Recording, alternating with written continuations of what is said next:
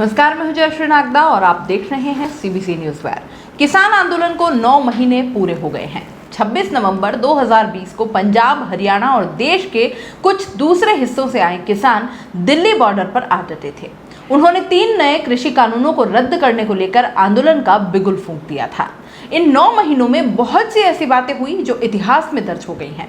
इस दौरान दिल्ली के लाल किले पर झंडा फहराना तो पुलिस के साथ हिंसक झड़प करना तक शामिल है।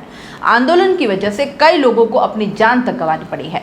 उन्हीं घटनाक्रमों में से 9 अहम बातों को हम आपके लिए लेकर आए हैं। तो आइए जानते हैं किसान आंदोलन के 9 महीनों की 9 बड़ी बातों को।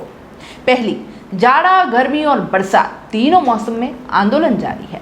लंबे समय बाद देश में कोई ऐसा आंदोलन खड़ा हुआ है जो इतने लंबे समय से टिका हुआ है। दिल्ली बॉर्डर पर जमे किसानों ने अपने आंदोलन के दौरान मौसम की भीषण मार झेली, लेकिन अपने इरादों से टस से मस नहीं हुए।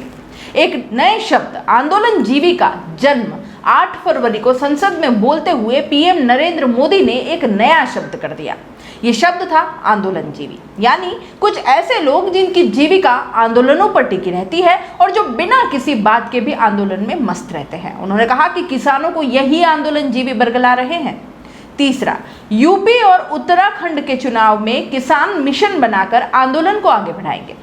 लखनऊ में किसान नेता राकेश टिकैत ने कहा कि वे चुनाव में भी भाजपा की सरकार को सबक सिखाने में कोई कसर नहीं छोड़ेंगे। उन्होंने ऐलान किया कि यूपी और उत्तराखंड में होने जा रहे चुनावों में वे जनता को भाजपा सरकारों की सच्चाई बताएंगे। बता दें कि राकेश टिकैत बंगाल चुनाव में भी गए थे। चौथी बात, टूटते आंदोलन को राकेश टिकैत के आंसुओं ने फिर से जिंदा किया था।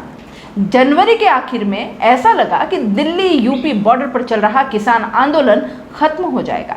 किसानों को आंदोलन वाली जगह खाली करने के निर्देश तक दे दिए गए थे। भारी पुलिस बल लगा दिया गया और उससे कुछ दिन पहले ही लाल किले पर किसानों का उग्र प्रदर्शन हुआ। राकेश टिकैत की गिरफ्तारी के कयास लगाए जाने लगे। तभी राकेश टिकैत ने बेहद भावुक चाल चली। टिकैत कैमरों के सामने मंच से रोने लगे। टिकैत के रोने की बात जब किसानों तक पहुंची तो गांव से बॉर्डर की ओर वे चल पड़े। टूटता आंदोलन फिर खड़ा हो गया। पांचवी बात, किसान संगठनों में टूट। नवंबर 2020 में जो आंदोलन शुरू हुआ था, तब से लेकर अब तक 9 महीनों में किसान संगठनों में फूट भी दिखी है।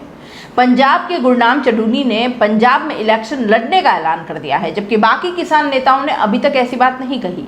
इसके अलावा 26 जनवरी को लाल किले पर हुए उग्र प्रदर्शन के बाद भी कई संगठनों ने अपने आप को आंदोलन से अलग कर लिया। छठी बात, किसानों की ठाट का पहली बार नजारा दिखा था इसमें। इसी आंदोलन की ये देन है कि इससे पहली बार लोगों को ये पता चला कि किसान भी ऐशो आराम की जिंदगी जीता है। इस आंदोलन में आए किसानों के अस्थायी कमरों में एसी लगी तस्वीरें खूब वायरल हुई थी। चर्चा तेज हो गई कि ये कैसे किसान हैं जो इतने ठाट में रहते हैं, लेकिन एक दूसरा तर्क भी चल पड़ा कि क्या खेतों में काम करने वालों को एसी कमरों में रहने का हक नहीं है। सातवीं बात, गणतंत्र दिवस के दिन लाल किले पर अराजकता।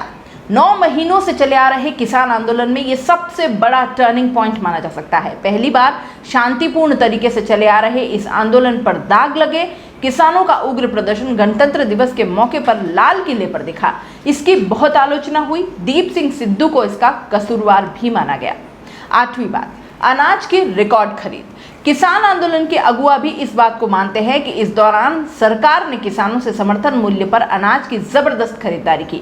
यूपी ने भी धान और गेहूं की पिछले सालों से ज्यादा खरीदारी का नया रिकॉर्ड इसी दौर में कायम किया।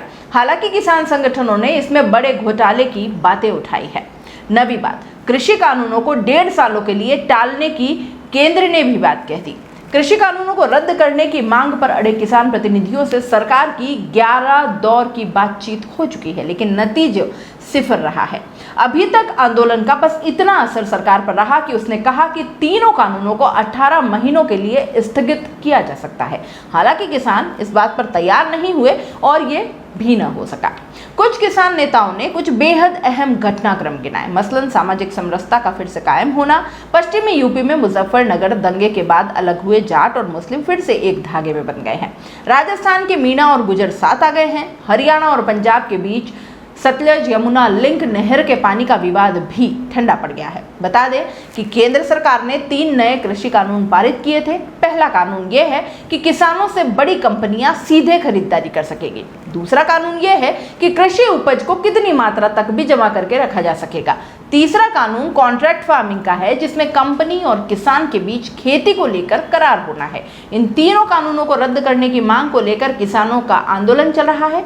इसी मुद्दे पर केंद्र की सहयोगी रही अकाली दल पार्टी ने भी सरकार से नाता तोड़ लिया था। अगर आप YouTube पर देख रहे हैं तो CBC न्यूज़ वायर का चैनल सब्सक्राइब करिए, पास में दिख रहे बेल आइकन को भी दबाइए, ताकि जब भी हम आपके लिए कोई खबर, कोई जानकारी लेकर आए तो सबसे पहले आपके पास नोटिफिकेशन पहुंचे। अगर आप Facebook पर देख रहे हैं तो CBC वायर का पेज लाइक करिए। अगर आप Instagram पर देख रहे हैं तो आप हमें फॉलो कर सकते हैं।